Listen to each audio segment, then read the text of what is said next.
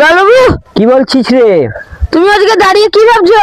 আরে আমি একটা জিনিস ভাবতেছিলাম, আমার তো ভাবাই কাজ। কি ভাবলা? আমার অনেক কিছুই ভাবতে হয়। তা কি ভাবলা? তা ভাবছি, শুনবি? হ্যাঁ শুনবো তো, আমি কি একটা শোনাবা? গল্প লিখেছি, খুব সুন্দর মজার গল্প। শোন তাহলে। শোনাও। আমার জন্ম হয় যেন স্বর্গে, বাহ। কিন্তু আমার জন্ম হলো সেই মর্তে। বাহ বাহ। আমার আশা ছিল জন্ম হয় যেন বড় এক ধনীর অট্টালিকার গৃহে, কিন্তু আমার জন্ম হলো সেই গরিব ঘরের পূর্ণ কুটিরে। বাহ।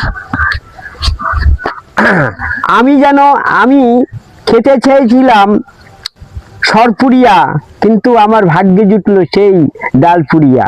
বাহ বাহ। আমি হই যেন উচ্চ শিক্ষিত, ভগবান করলো আমায় মহা মূর্খ।